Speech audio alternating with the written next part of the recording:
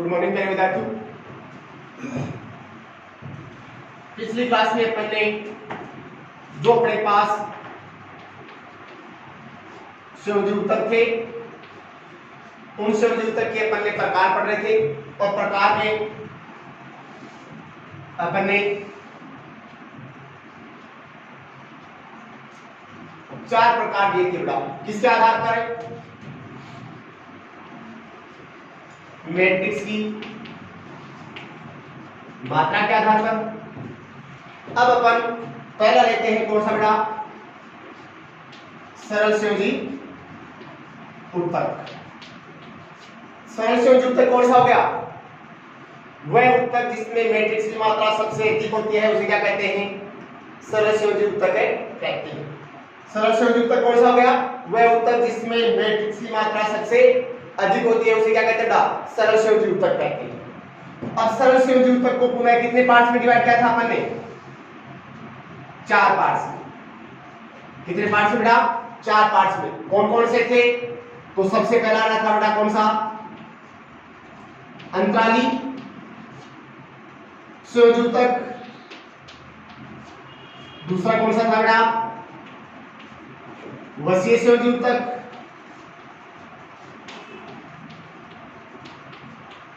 तीसरा कौन सा था?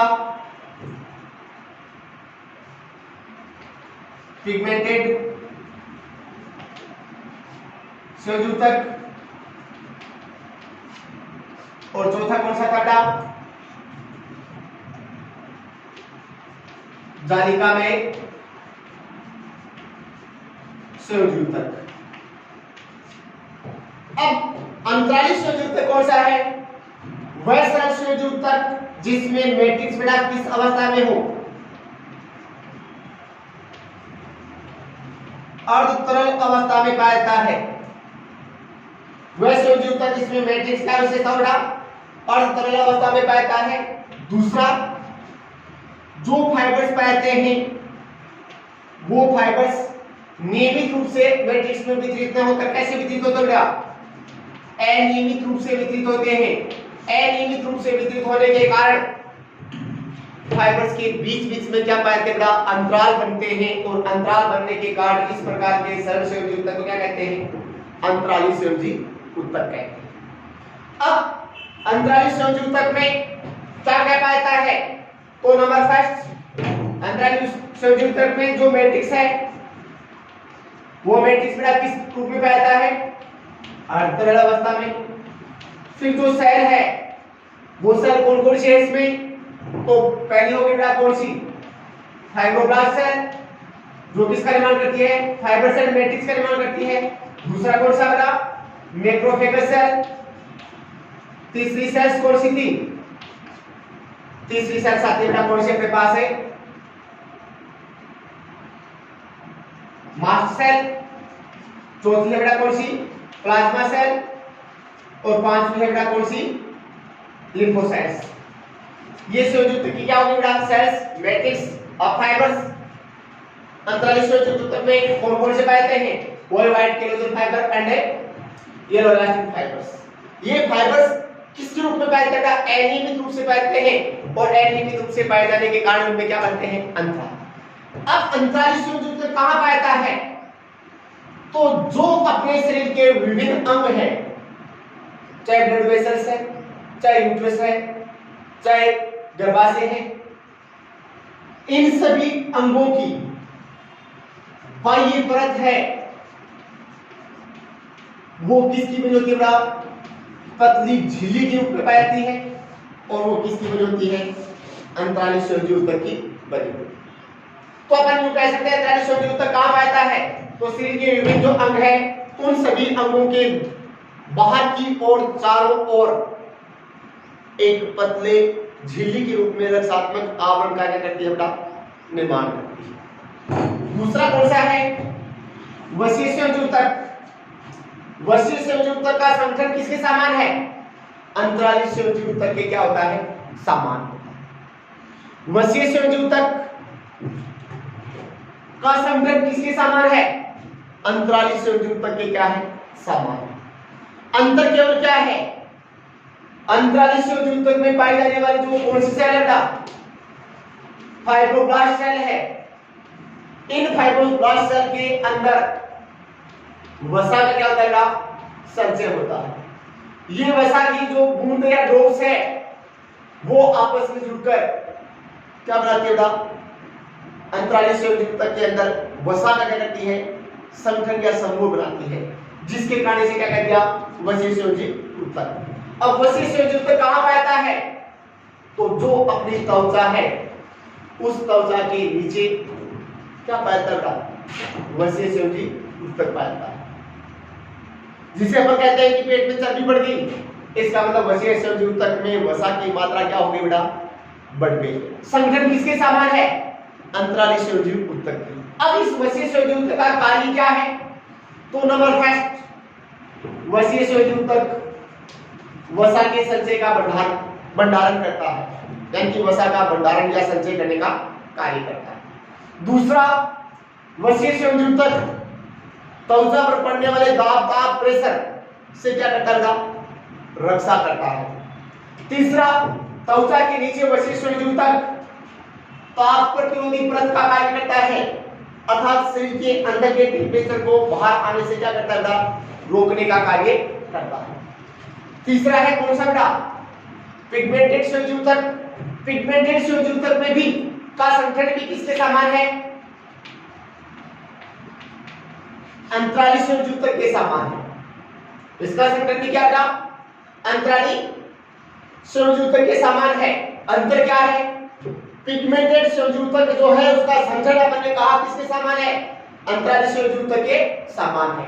अब अंतराली संयोजी ऊतक में जो कोशिकाएं पाई जाती हैं, उन कोशिकाओं के अंदर एक विशेष प्रकार की सेल्स भी पाई जाती है।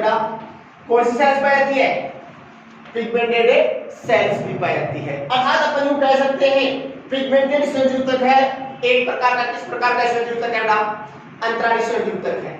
अंतर क्या है, अंतराली संयोजी ऊतक के अंदर पिगमेंटेड सेल्स नहीं पाई जाती है, जबकि पिगमेंटेड संयोजी ऊतक में क्या पाई जाती है, पिगमेंट युक्त, वर्णक युक्त क्या पाई जाती है, कोशिकाएं पाई जाती है। अब इस प्रकार का संयोजी ऊतक कहां पाता है, तब अपन ने कहा कि जो अपनी स्किन है वो दो पार्ट में डिवाइड होती है। एक बाहरी परत को अपन कहते हैं एपिडर्मिस, जो तो बनी होती है कौन सी ऊतक की, ऊतक की, और अंदर वाली परत को कहते हैं डर्मिस। अब इस डर्मिस का जो निर्माण होता है वो किससे होता है बेटा, पिगमेंटेड संयोजी ऊतक से होता है, और इसी के द्वारा अपनी त्वचा का कलर का क्या होता है बेटा, निर्धारण होता है। डर्मिस बाद में पाए जाने वाले पिगमेंटेड संयोजी ऊतक में जो पिगमेंटेड सेल्स पाते हैं उसमें वर्णक पाते हैं, पिगमेंट्स पाते हैं, उन्हीं वर्णक के कारण अपनी त्वचा क्या होता है, रंग निर्धारण होता है। चौथा कौन सा बेटा, जालिकामय संयोजी ऊतक। जालिकामय संयोजी ऊतक का संगठन भी किसके समान है, अंतराली संयोजी ऊतक के समान है, लेकिन इसमें जो फाइबर्स पाते हैं उन फाइबर्स में white chromosome fibre and reticulin fibre, जो सॉरी हीरोलाइसिन फाइबर है, उनकी मात्रा कम होती है, और उसके स्थान पर कौन सा फाइबर पाए जाते हैं, रेटिकुलिन फाइबर्स पाए जाते हैं। ये रेटिकुलिन फाइबर्स आपस में जुड़कर जाल का निर्माण करते हैं, इसी वजह से क्या कहते हैं, जालिकामय संयोजी ऊतक कहते हैं। बाकी संगठन किसके समान है, अंतराली संयोजी ऊतक के समान। अब जालिकामय संयोजी ऊतक अपने शरीर के कौन से भाग का निर्माण करता है, तो पहला पॉइंट आता है बोन मैरो, अस्थि मज्जा। अस्थि मज्जा क्या है, तो हड्डियों का जो खोखला भाग है उस खोखले भाग में जो संयोजी ऊतक भरा रहता है उसे क्या कहते हैं, बोन मैरो कहते हैं। और ये बोन मैरो कौन सा संयोजी ऊतक है बेटा, जालिकामय संयोजी ऊतक। कौन सा है, जालिकामय संयोजी ऊतक। तो बोन मैरो हड्डियों के खोखले भाग में भरा हुआ तरल पदार्थ क्या कहलाता है, बोन मैरो, जो कौन से ऊतक का बना है, जालिकामय संयोजी ऊतक का बना हुआ। अब इसके निर्माण में जो कोशिकाएं भाग लेती है, उन कोशिकाओं के द्वारा अपने शरीर की कौन सी सेल्स का निर्माण होता है, ब्लड सेल्स का, यानी कि रक्त के निर्माण में भाग लेने वाले डब्ल्यूबीसी, आरबीसी एंड प्लेटलेट्स का निर्माण का होता था बोन मैरो। और बोन मैरो किसका बना है, जालिकामय संयोजी ऊतक का बना है। ये अपने पास आ गया अपना कौन सा संयोजी ऊतक है, सरल संयोजी ऊतक। उसके चार प्रकार हो गए,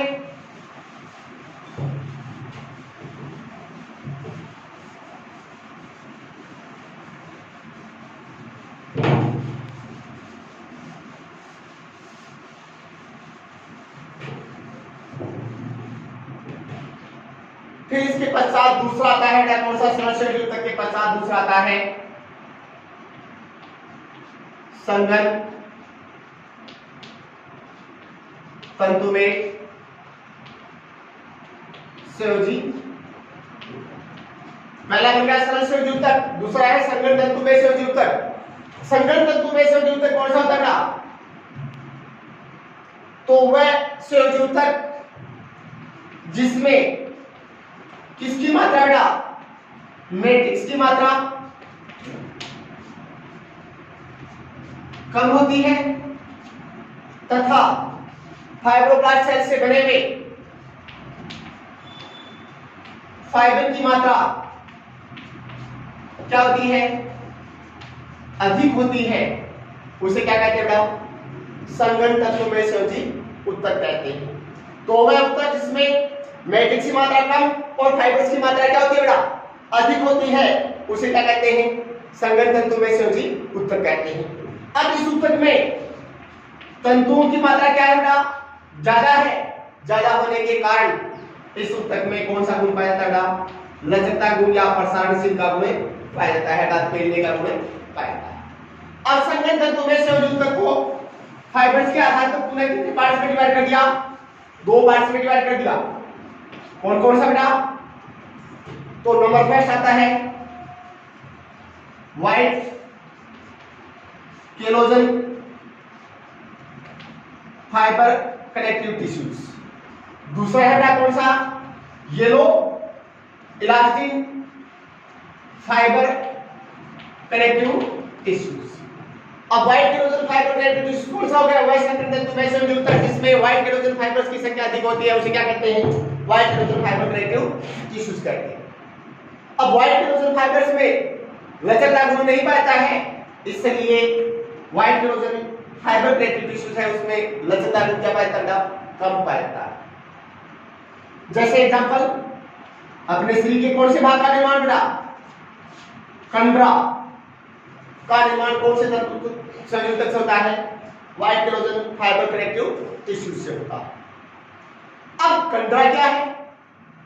तो पेशियों को अस्थि से जोड़ने वाला भाग क्या कहलाता है? कंडरा। पेशियों को किससे? अस्थि से जोड़ने वाला भाग क्या कहलाता है? कंडरा। दूसरा कौन सा है? Yellow elastin fibre connective tissues. वह संघन तंतु में संयोजी ऊतक जिसमें येलो इलास्टिन फाइबर्स की मात्रा क्या होती है बेटा? अधिक होती है, उसे क्या कहते हैं? Yellow elastin fibre connective tissues कहते हैं। अब येलो इलास्टिन फाइबर में क्या पाया जाता है? लचकता गुण पाया जाता है, इसलिए व्हाइट केलोजन फाइबर कनेक्टिव टिश्यूज की तुलना में yellow elastin fibre connective tissues है वो अधिक प्रसारणशील होता है, अर्थात अधिक इलास्टिसिटी वाला होता है। जैसे एग्जांपल स्नायु। स्नायु का क्या था? अस्थि को अस्थि से जोड़ने वाला जो भाग है उसे क्या कहते हैं? स्नायु। अब अपने शरीर के विभिन्न भागों में जो गति होती है वो किसके कारण होती है बेटा? स्नायु के कारण होती है। संघन तंतु में संयोजी ऊतक।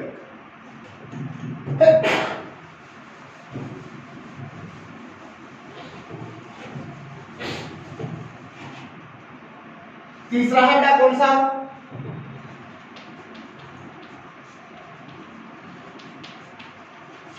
तरल संयोजी ऊतक।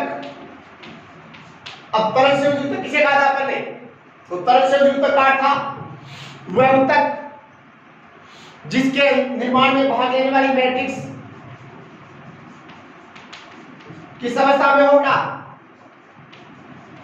तरल अवस्था में हो, तथा किसका अभाव होता है? फाइबर्स का क्या होता है? अभाव होता है। उसे अपन क्या कहते हैं? तरल संयोजी ऊतक कहते हैं। जैसे एग्जांपल ब्लड एंड लसिका। ये पूरा डिटेल अपन ब्लड सर्कुलेशन सिस्टम में पढ़ेंगे। चौथा कौन सा बेटा? कंकाली संयोजी ऊतक। वह ऊतक जिसके निर्माण में भाग लेने वाली मैट्रिक्स कौन सी अवस्था में होगा? ठोस अवस्था में होती है, उसे क्या कहते हैं? कंकाली संयोजी ऊतक कहते हैं। जैसे एग्जांपल अस्थि और उपास्थि, पूरा का पूरा एक लेसन है, डिटेल में पढ़ेंगे। ये आपका क्या हो गया बेटा? कौन सा ऊतक हो गया? संयोजी ऊतक।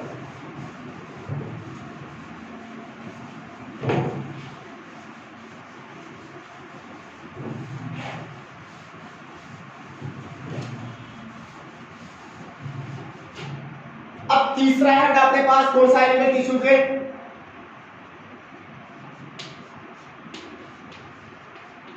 पेशी ऊतक। अब दो ऊतक तो वैसे भी अपन ने लगभग जूनियर क्लास में पढ़े थे, तीसरा अपन पढ़ते हैं आज बेटा कौन सा, पेशी ऊतक या पेशीय ऊतक, मस्कुलर टिश्यूज। पेशी ऊतक एक किस प्रकार का ऊतक है बेटा,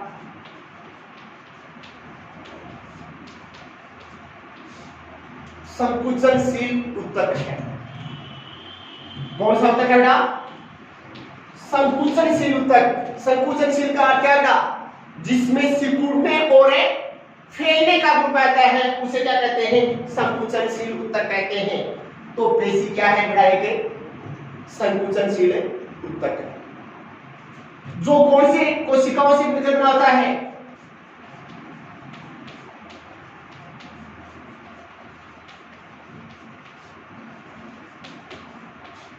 कौन सी कोशिकाओं से मिलकर बना होता है, पेशी कोशिकाओं से। या अपन यूं कह सकते हैं पेशी ऊतक के निर्माण में जो कोशिकाएं भाग लेती हैं उन्हें कौन सी कोशिकाएं कहते हैं बेटा, पेशी कोशिकाएं कहते हैं। तो पेशी ऊतक किसका बना है, पेशी कोशिकाओं का बना। अब ये पेशी कोशिकाएं आपस में सघनता यानी कि पास पास व्यवस्थित होती है। अब पास पास व्यवस्थित होने के कारण इनके बीच आईसीएस, इंटरसेलुलर स्पेस व इंटरसेलुलर सब्सटेंस नहीं पाया जाता है। अब शरीर में जितने भी प्रकार की गतियां होती है वो सारी की सारी गतियां किस ऊतक के कारण होती है बेटा, पेशी ऊतक के कारण होती है। अब पेशी ऊतक कैसा ऊतक है, संकुचनशील ऊतक है। कौन सी कोशिकाओं से बना है, पेशी कोशिकाओं से बनता है। सघनता में व्यवस्थित होती है, आईसीएस एब्सेंट होते हैं। मूल कार्य क्या है, गति में भाग लेना। गति की प्रक्रिया किससे संपन्न होती है, पेशी ऊतक से। अब पेशी ऊतक को आगे जाकर कितने पार्ट्स में डिवाइड किया जाता है बेटा, 3 पार्ट्स में डिवाइड किया। नंबर फर्स्ट कंकालीय पेशियां, नंबर 2 चिकनी पेशियां, नंबर 3 हृदय पेशी। अब पेशी ऊतक 3 प्रकारों में विभाजित किया गया है, कंकालीय पेशियां, चिकनी पेशियां और हृदय पेशी।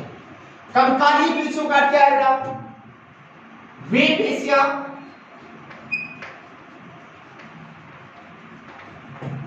जो कंकाल से क्या रहती है, जुड़ी रहती है, उसे क्या कहते हैं, कंकालीय पेशियां। वे पेशियां जो किससे जुड़ी रहती है बेटा, कंकाल से जुड़ी रहती है, उन्हें क्या कहते हैं, कंकालीय पेशियां कहते हैं। कंकालीय पेशियां किससे जुड़ रही है, कंकाल से किससे जुड़ेगी, अभी समझ आया था किसे, कंकाल से। अब कंकालीय पेशी के निर्माण में जो कोशिकाएं भाग लेती हैं उन्हें क्या कहते हैं बेटा, क्या कहते हैं, किसी भी पेशी ऊतक के निर्माण में जो कोशिकाएं भाग लेती है उन्हें क्या कहते हैं, पेशी कोशिकाएं। ये पेशी कोशिकाएं से जो ध्यान रखना बेटा, लंबी व तंतुनुमा होती है, जिसके कारण पेशी कोशिका का दूसरा नाम क्या है बेटा, इन्हें क्या कहते हैं, पेशी तंतु भी कहते हैं। तो बात अपन पहले किसी कहते हैं, कंकालीय पेशी कर रहे हैं। कंकालीय पेशियां कंकाल से जुड़ी रहती है और इसके निर्माण में भाग लेने वाली जो कोशिकाएं हैं उन्हें क्या कहते हैं, पेशी कोशिकाएं या पेशी तंतु कहते हैं।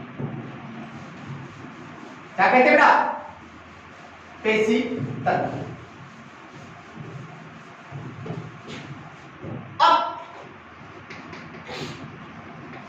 स्ट्रक्चर ऑफ मसल सेल्स या मसल्स फाइबर, यानी पेशी कोशिका की संरचना या पेशी तंतु की संरचना। अब कंकाली पेशी के निर्माण में जो कोशिकाएं भाग लेती है वो प्रत्येक कोशिका लंबी,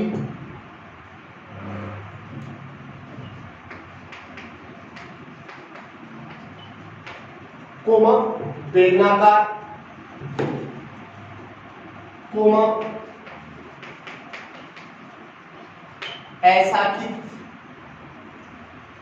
वह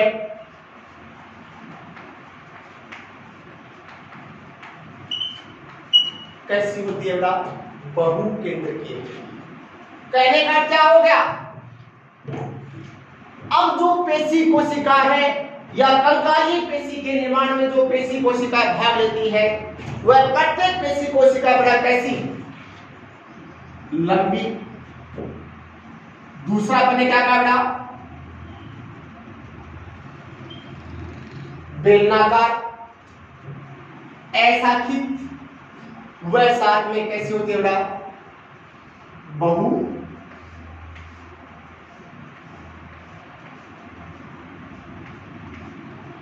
केंद्रित होती है, अर्थात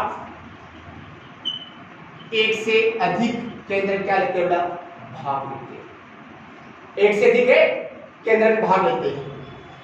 अब ये एक अपने पास किसका डायग्राम आ गया बेटा, एक पेशी कोशिका का डायग्राम आ गया, मसल्स के निर्माण में भाग लेने वाले एक सेल का निर्माण डायग्राम आ गया।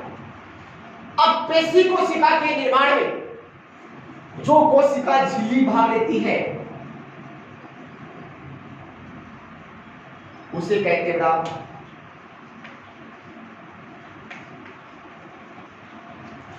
सार्कोलेमा। क्या कहते हैं, अब कोशिका के सबसे जंतु कोशिका सबसे बाहर की तरफ प्रोटीन प्लस लिपिड की बनी हुई क्या पाए जाते हैं, झिल्ली पाए जाते हैं, जिसे अपन सामान्य भाषा में क्या शब्द देते हैं, कोशिका झिल्ली। लेकिन पेशी कोशिका के निर्माण में जो कोशिका झिल्ली भाग लेती है वही प्रोटीन प्लस लिपिड की बनी होती है, उसे क्या कहते हैं, सार्कोलेमा। अब पेशी कोशिका के बाहर की तरफ किसका आवरण हो गया, सार्कोलेमा कर दिया, और उसके अंदर क्या पाया जाता है, कोशिका द्रव्य या जीव द्रव्य, उसे कहते हैं सार्कोप्लाज्म। पेशी कोशिका के कोशिका झिल्ली का नाम दे दिया सार्कोलेमा, कोशिका द्रव्य का नाम दे दिया sarcoplasm.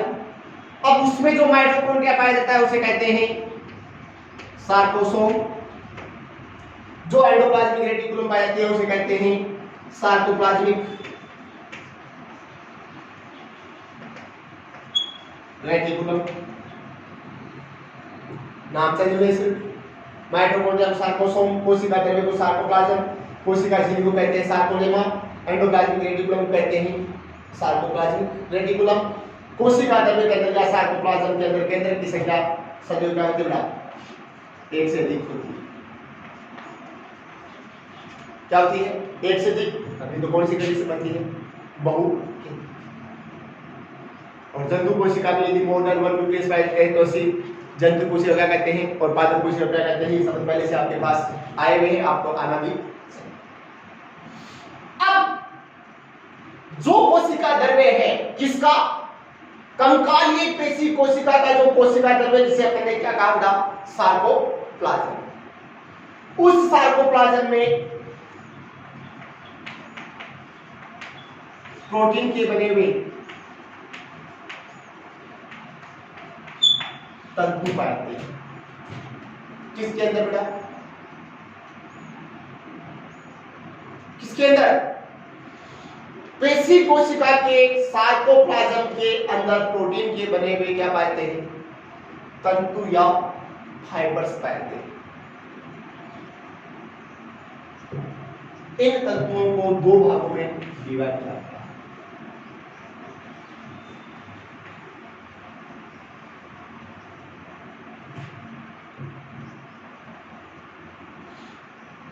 Myosin and actin filament.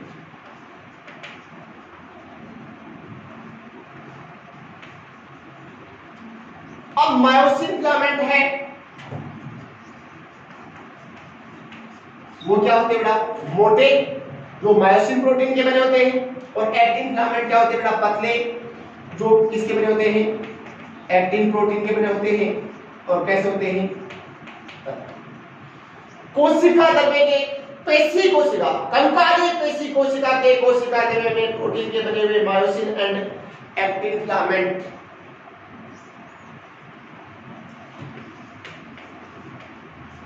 किस क्रम में लगे रहते हैं बेटा, एकांतर क्रम में लगे रहते हैं, जिसके कारण इन फिलामेंट के कारण या इन फिलामेंट के एकांतर क्रम के कारण कोशिका द्रव्य कैसा हो जाता है बेटा,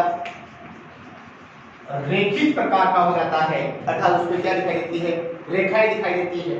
रेखाएं दिखाई देने के कारण जो कंकालीय पेशी है उन्हें क्या कहते हैं,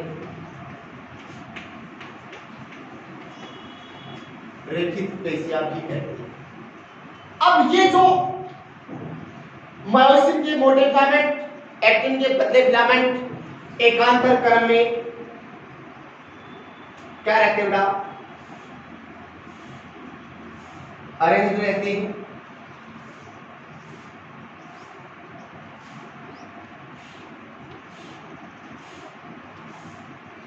ये एक्टिन सॉरी मायोसिन के मोटे फिलामेंट और ये एक्टिन के पतले फिलामेंट एकांतर क्रम, हमारा मायोसिन आ गया।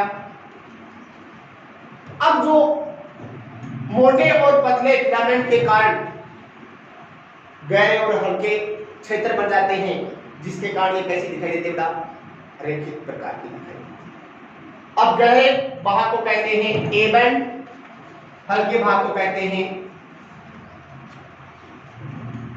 Z line. दो जेड लाइन के बीच की इकाई को सार्कोमेर कहते हैं, जो अपन आगे वाले लेसन में डिटेल जो पढ़ेंगे उसमें। अब इन पेशियों पर जो संकुचनशीलता का नियंत्रण है वो अपनी इच्छा पर निर्भर करता है, इसलिए इन पेशियों क्या कहते हैं, ऐच्छिक पेशियां भी कहते हैं। क्या कहते हैं, ऐच्छिक पेशियां भी कहते हैं। दूसरी अपने पास आती है अपना कौन सी,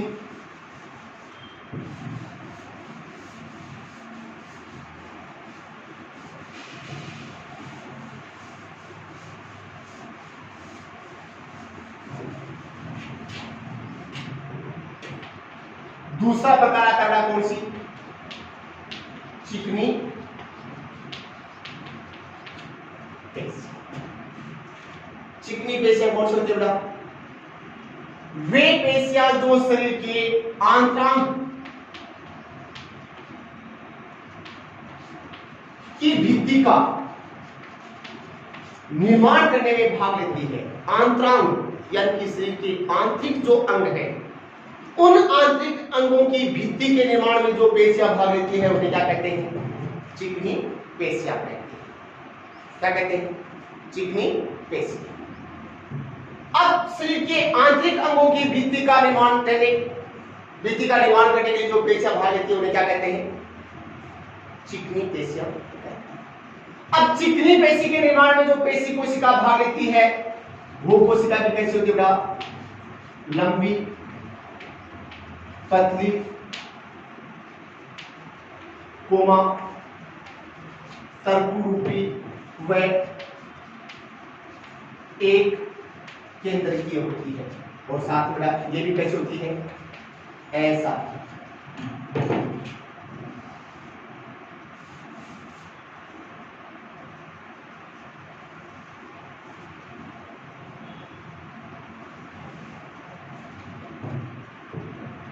ये केंद्र हो गया, ये कोशिका केंद्र हो गया। कैसे बड़ा, लंबी, पतली, तर्करूपी, दोनों किनारे क्या है, पतले हैं, और केंद्र की संख्या कितनी है, एक, और ऐसा। अब वही इसमें सार्कोलेमा, सार्कोप्लाज्म, सार्कोप्लाज्म, रेटिकुलम, सार्कोसोम्स आ जाएंगे। सार्कोप्लाज्म में वही मायोसिन और एक्टिन प्रोटीन के बने हुए क्या पाते हैं, फिलामेंट और फिलामेंट ध्यान रखना बेटा, एकांतर क्रम में व्यवस्थित न होकर कौन से क्रम में व्यवस्थित होते हैं? समांतर क्रम में व्यवस्थित होते हैं, जिसके कारण इनमें रेखाएं नहीं बनती है, इसलिए चिकनी पेशियों क्या कहते हैं? अरेखित पेशियां कहते हैं। और इन पेशियों में संकुचन का नियंत्रण अपनी इच्छा पर निर्भर नहीं करता है, स्वतः कि इनमें क्या होता है? संकुचन होता है, इसलिए इन्हें क्या कहते हैं?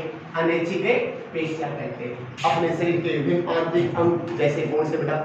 आहार की भित्ति, यूट्रस की भित्ति या ब्लड वेसल्स की भित्ति या पूरे एलिमेंट्री कैनाल की भित्ति, इन सब का निर्माण करने के लिए कौन सी पेशियां भाग लेती है बेटा? चिकनी पेशियां भाग लेती है, जिनमें संकुचन अपनी इच्छा पर निर्भर नहीं करता है, इसलिए इन्हें क्या कहते हैं? अनैच्छिक पेशियां कहते हैं। थैंक्स।